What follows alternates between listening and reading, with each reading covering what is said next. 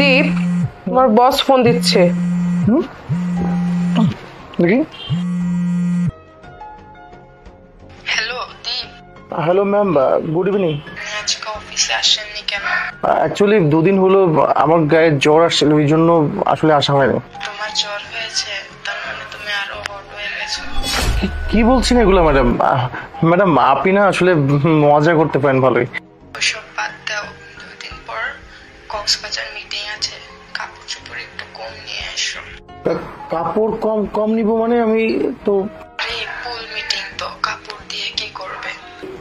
আচ্ছা ঠিক আছে, সময় মতো চলে আসবো। কি ছিল এগুলা? Hot handsome? আরে শোনো, ম্যাডাম একটু মজা করে, কিন্তু ম্যাডাম মনটা কিন্তু খুব সুন্দর, খুব পরিষ্কার। খুব সুন্দর মন, বোঝাই যাচ্ছে। কথা শুনি তো বোঝা যাচ্ছিল কত ভালো। আরেকজনের হাজবেন্ডের দিকে নজর দিচ্ছে না? খুব ভালো করে বুঝতে পারছি সে কতটা ভালো। আচ্ছা তুমি আমাকে এটা বলো, কক্সবাজারের ওই পুল মিটিং এ তুমি যাবা? হ্যাঁ, ম্যাডাম যেহেতু বলেছেন সেখানে যেতে তো হবে, আর তাছাড়া অফিসের কাজ আমি তো আর না করতে পারি না। আচ্ছা তাহলে একটা কাজ করি, কাপড় চোপড় সব গুছিয়ে উঠি, সময় হয়ে যাচ্ছে তো। হ্যাঁ ওটা চলো। ফোনের মধ্যেই এরকম কথা? তাহলে সামনাসামনি কি কি না করতে পারে বাবা। না না না না, দীপকে মনে ভুলেও এখানে যাওয়া যেতে দেওয়া যাবে না। মনে ভুলেও না, যেভাবে হোক ওকে আটকাতে হবে।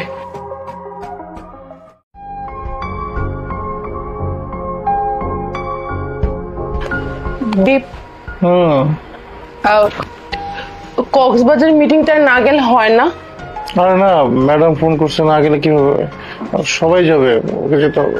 তুমি তো জানো ভালো করে, তোমাকে ছাড়া এমনি আমার ঘুম আসে না, আর আমি একা একা ঘুমাই তো এমনি ভয় পাই। আর ভয় পাওয়ার কি আছে? আমি যখন বাসায় থাকি না তখন তোমার বান্ধবীরা আসে না, তোমার বান্ধবীরা আসতে বলো। না গেলে হয় না, দেখো আমার ঘুমাইতে খুব কষ্ট পায়, আমি অনেক ভয় পাবো ওর যদি না আসে। আসবে না কেন? আগেরবার গেছিলাম, আসছে না। ঘুমাইতে দাও তো, যেতেই হবে, না গেলে হবে না।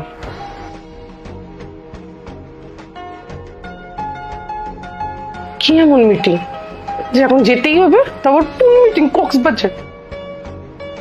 ফাইজলামি, যত সব নষ্টামি কথা। বেশি বেশি বলো না, দেখাচ্ছি। মনে ভুলে ওকে যেতে দেওয়া যাবে না, যেভাবে হোক ওকে আটকাতেই হবে।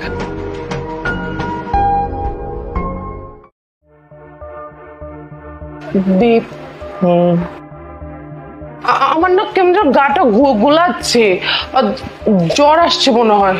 কি বলো, জ্বর আসছে মনে? দেখি দেখি একটা দেখি। আরে কি জ্বর আসছে বলছে দেখি, কি মানে গায়ে হাত দিবা নাকি? জ্বর আসলে দেখি না গায়ের। তোমাকে নিয়ে না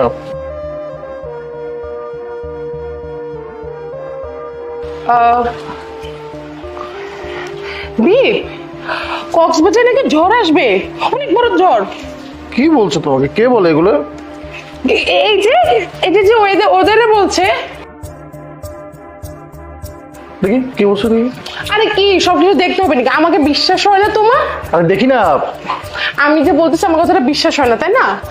বলতেছি যে আমি কি তোমার খারাপ চেয়ে বলো? আমি তোমার ভালোর জন্যই বলতেছি, তোমার জন্য তোমার কত চিন্তা হয়। আমি তো আর চাই না বলো তোমার কোনো ক্ষতি হোক, এই জন্য বলতেছি কি তুমি কক্সবাজারের মিটিংটা ক্যান্সেল করে ফেললো। পুল মিটিং তো না গেলেই হয়। আরে কি বলো না বলো, সবাই এখানে যাবে, আমাকে না গেলে হবে? আরে নর্মাল একটা মিটিং, ছোট একটা মিটিং, জাস্ট 2 দিন থাকবো, চলে আসবো পরে। Normal meeting? হ্যাঁ ওটা নর্মাল মিটিং, কক্সবাজারে পুল মিটিং, তাও আবার ওই মহিলার সাথে। আরে কি আজে বাজে কথা বলছো? মহিলা মানে সবাই থাকবে, কি না কি বলতো? আমি কি পার্সোনাল একা যাচ্ছি নাকি? তুমি যেও না ওই মিটিংটায়, না গেলে হয় না। আরে না গেলে হবে না, বোঝো না কেন? সবাই যাচ্ছে, আর ম্যাডাম বারবার করে ফোন করছে, বুঝতে পারছো না? রিল্যাক্স, যেখানে ওই ডাইনি ভিডিও আছে সেখানে কিভাবে আমি রিল্যাক্সে থাকি, তারপর ফুল মিটিং? না না, দেরি হবে না, ফাইলপত্র সব রেডি করে আছে। না না, একটু পরে চলে আসবো। আরে পাই কি হলো? আরে কি হচ্ছে পাই, বলবো তো? বসো বসো, আরে বসো, সাবধান সাবধান সাবধান। আরে কিভাবে কি হলো? আরে খুব লেগেছে নাকি? দেখি দেখি দেখি। পা ভেঙে গেছে দীপ, দেখি না দেখি আমার কাছে দাও তো। তুমি একটা কাজ করো, আমি মুভটা নিয়ে আসি। হ্যাঁ মুভ লাগবে না আমার, আমার তো তোমার জন্য খুব খারাপ লাগতেছে, তুমি মিটিং এ যেতে পারবে না। তুমি না একটা কাজ করো, বসকে ফোন দিয়ে বলে দাও তুমি মিটিং এ যেতে পারছো না। আরে এটা কোনো ব্যাপারই না, আমি তো 2 দিন পর চলে আসবো। না না না না না দীপ, তুমি বসকে মানা করে দাও। তোমাকে ছাড়া আমি কিভাবে থাকবো বলো, পাটা ভেঙে গেছে, আমি একেবারে চলতে পারবো না দীপ, তুমি প্লিজ বসকে মানা করে দাও।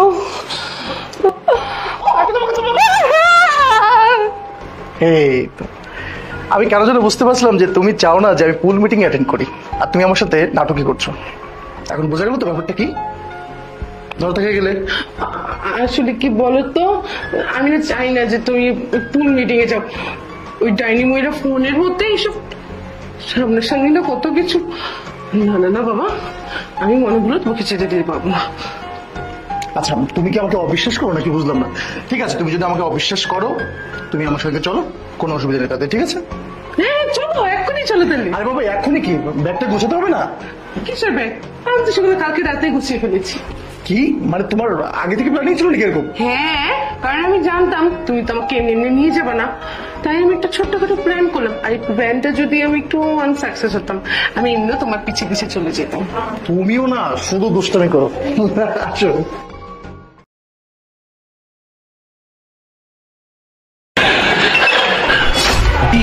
একজন আর্মি পার্সন দাঁড়িয়ে আছে, আমি আর্মি পার্সন খুব পছন্দ করি, আমার জবের জন্য আমি ওনার সাথে কথা বলি। পাগল হয়ে গেছো নাকি?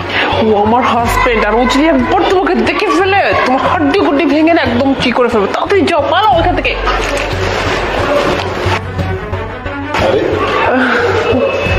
আমি আসার আগে গেট খুলে দাঁড়ায় আসছো, তুমি কিভাবে জানলা যে আমি আসতেছি? হ্যাঁ, আসলে তুমি তো আমার হাজবেন্ড, আর আমি না খুব ভালো করে জেনে গিয়েছিলাম যে তুমি আসতেছো, তাই তুমি গেটটা খুললাম।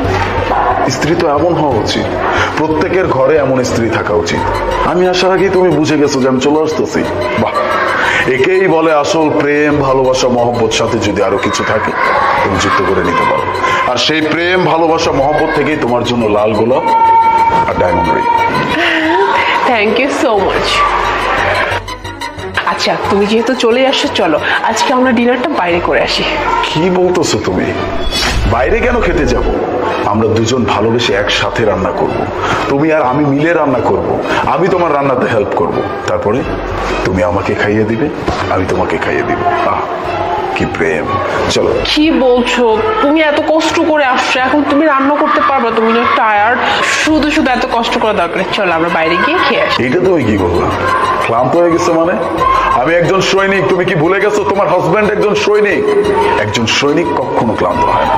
চলো আমরা আজকে একসাথে রান্না করবো, একসাথে খাবো। চলো চলো চলো।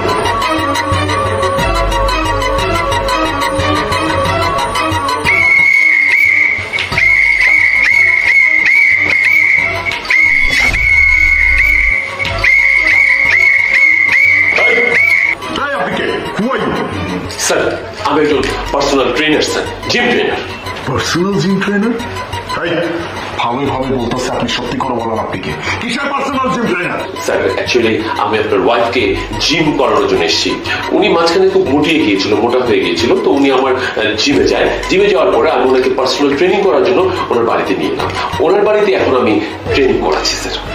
এই তুমি তো যাওয়ার আগে বলে গিয়েছিলে তুমি যতদিনে না আসবে ততদিনের জন্য আমি বাসা থেকে বেরই না হয়। এখন তুমি বলো আমি যে মোটা হয়ে যাচ্ছিলাম, আমার তো জিম করার দরকার ছিল, আমি তো এখন জিমে বাইরে যেতে পারবো না, তাই আমি ট্রেনারকে বাসায় নিয়ে আসছি। না স্যার, উনি ঠিক কথা বলছে স্যার, এবং ওনাকে আমি প্রপারলি ট্রেনিং করাচ্ছি। দেখুন ওনার ফিগার অনেকটা এখন ভালো হয়ে গেছে। Just keep quiet. এইভাবেই থাকবেন আপনি। Something special. কেন জানি আমি সন্দেহের গন্ধ পাচ্ছি। তোমার জিম করার প্রয়োজন ছিল, ফিটনেস ট্রেনিং করার দরকার ছিল। আমি তো ছিলাম, আমি নিজেই একজন সৈনিক। আমি থাকা অবস্থায় তোমার কেন পার্সোনাল ট্রেনার লাগবে? আমি তোমাকে ট্রেন করতাম। তুমি কিভাবে ট্রেন করবে বলো? তুমি তো ঠিক মতো বাসায় থাকো না, তুমি তো সেই ট্রেনিং এ চলে যাও, তারপরে আসো সেই কতদিন পরে। এতদিনে যদি ভেবে থাকি আমার ফিটনেস কি ঠিক থাকবে বলো? এক্স্যাক্টলি। আমি 3 মাসের জন্য চলে যাই, 3 মাস পর পর আমি 20 দিনের জন্য করে বাসায় আসি। এই 20 দিনে আমি তোমাকে 3 মাসের ট্রেনিং করে দিয়ে যেতে পারবো, সেই অ্যাবিলিটি আমার মধ্যে আছে। এখন সত্যি করে বলো উনি কে? স্যার আমার হাতটা ব্যথা হয়ে যাচ্ছে স্যার, যদি আমাকে একটু রিলিভ করতেন। টেনশন! বলছি না আপনি একদম নড়াচড়া করবেন না। তুই কেন বুঝতেছো না? উনি সত্যি সত্যি জিম ট্রেনার। আর দেখো ওনার কত কষ্ট হয়ে গেছে বলো, ওনার হাতে পর্যন্ত ব্যথা করতেছে। শুধু শুধু বেচারাকে এখানে দাঁড় করে না রেখে ওনাকে যেতে দাও। স্যার না স্যার, একদম না হাদিসের কথা স্যার। উনি জিম টিম ট্রেনার মেনেন না স্যার, উনি হয়েছে ম্যাডামের প্রেমিক। কি প্রেমিক মানে? মনে এসব কি বলতেছে? তোর মাথা ঠিক আছে? তুই কার সম্পর্কে কি বলতেছিস? এইটা তোর মালকে, আমার ওয়াইফ, আর তার সম্পর্কে এরকম উল্টাপাল্টা কথা বলতেছিস? তোর তো সাহস কম না? না ম্যাডাম, আপনি আমার আর ডর দেখেন না। আপনার ডরে আমি আর ডরাম না। আমি এতদিন স্যারের লেগে অপেক্ষা করছিলাম। স্যার 3 মাস শেষ, আপনি আইসা করছেন, আপনার সব কথা একটু করে দেবেন। আপনি ধাক্কা দেন কেন? বুঝছেন স্যার? দেখছেন স্যার আমার ধাক্কা দেয় sir. Maruf, I am really sorry. Maruf, আসলে তুমি তো ঠিক মতো বাসায় থাকো না বলো। আমি তো পুরো বাসায় একা থাকি, আমার তো একা একা লাগে, তাই আমি আসলে এই কাজ করে ফেলেছি। Just shut your mouth! আর একটা কথা বলবা না তুমি। এই জন্যই তো আমি বলি, ওই সন্দেহের গন্ধ কেন পাচ্ছি? এইসব ছিল তোমার মনে? এইসবই করছো তুমি আমার পিঠ পিছে? ছি ছি ছি ছি, আমার ভাবতেও অবাক লাগতেছে, যেই মানুষটাকে এত ভালোবাসছি সেই মানুষটা কিনা আমার সাথে এত বড় একটা প্রতারণা করতে পারছে। এইরকম একটা ছেলের সাথে তুমি আমার পিঠ পিছে পরকিয়া করতেছো, জিম ট্রেনার বলতেছো আমার সামনে। কথায় আছে না, সত্য কখনো চাপা থাকে না, সামনে তো চলে আসবেই। আর আপনাকে আমি কি বলবো? হাদ্দামান, আপনাকে বলে কোনো লাভ নাই। যেখানে আমার ঘরের মানুষই আমার সাথে বেইমানি করছে, আপনি তো বাইরের মানুষ, করাটাই স্বাভাবিক। আপনি চান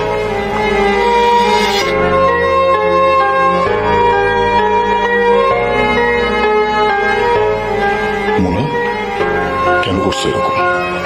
কেন করছো? কিভাবে করতে পারলা? আমি না ভাবতেও পারতেছি না, আমার কল্পনার বাইরে চলে গেছে সবকিছু। একটা মানুষ কিভাবে এরকম করতে পারে? আমি একজন সৈনিক, আমি দেশ রক্ষা করি। একজন দেশ রক্ষকের ওয়াইফ হিসেবে তোমার কি উচিত ছিল? আমার সংসারটা রক্ষা করা, আমার ঘরটা রক্ষা করা। তুমি সেটা পারো নাই। আমি তোমার মতনের সাথে থাকতে চাই না। যে মানুষটা আমার সাথে এত বড় প্রতারণা করতে পারে, সেই মানুষটা আর যাই হোক কখনো আমাকে ভালোবাসতে পারে নাই। ভালোবাসা ছাড়া একটা সংসার কখনো টেকে নেই। যাও, তুমি চলে যাও। ডিভোর্স লেটার আমি সময় মতো পৌঁছায় দিব।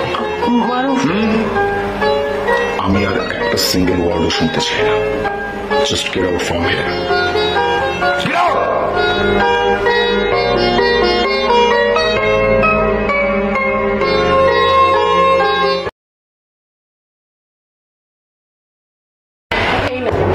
পানিটা খান, খেয়ে রোজাটা ভাঙুন। প্রমোশন পেতে হলে আপনাকে রোজাটা ভাঙতেই হবে। ম্যাডাম, এগুলো আপনি কি বলতেছেন? পানি খেয়ে রোজা ভাঙলে প্রমোশন? আপনি কি চাচ্ছেন যে আমি পানিটা খেয়ে রোজাটা ভেঙে ফেলি? হ্যাঁ, প্রমোশনটা পেতে হলে রোজাটা ভাঙতেই হবে।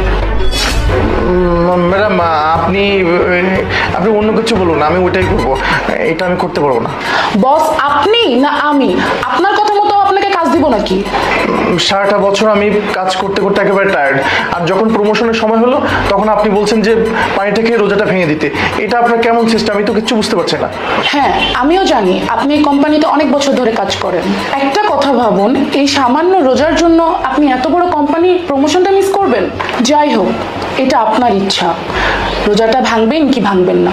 আর প্রমোশন পেতে হলে রোজাটা ভাঙতেই হবে। ম্যাডাম, আমার কাছে মনে হচ্ছে যে আপনি আমার প্রমোশন দিবেন না। তাছাড়া যদি প্রমোশন দেওয়ারই হতো তাহলে আমাকে দিয়ে তো অসম্ভব কাজটা করাতেন না।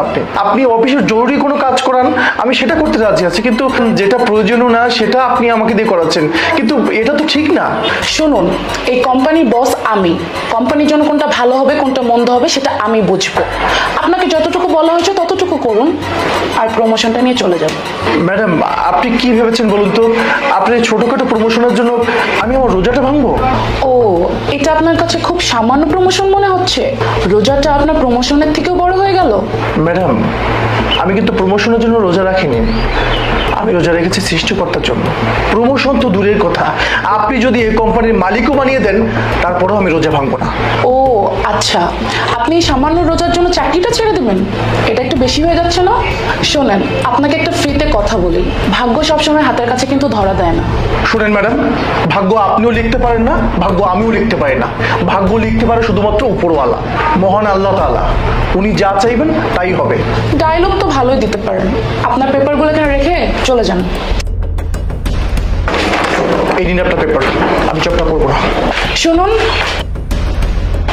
খালি হাতে যাবেন নাকি? আপনার প্রমোশন লেটারটা তো নিয়ে যান। কি বলেন ম্যাডাম, আপনি তো মাত্রই আমাকে চাকরি থেকে বরখাস্ত করলেন, তাহলে আবার প্রমোশন লেটার মানে আমি তো ঠিক। না, আমি আপনাকে জব থেকে বের করে দিচ্ছি না, তবে এটা আপনার জন্য একটা পরীক্ষা ছিল। আমি দেখতে চেয়েছি আপনি আপনার সিদ্ধান্তে কতটা স্ট্রং, কারণ এরপর থেকে এই কোম্পানির ম্যানেজার আপনি, আর এই কোম্পানির ম্যানেজার হওয়ার জন্য এই যোগ্যতাটা খুব দরকার, কারণ আপনার সিদ্ধান্তের উপর ভিত্তি করে এই কোম্পানি আরো অনেক উঁচু স্থানে যাবে। Congratulations. Thank you so much.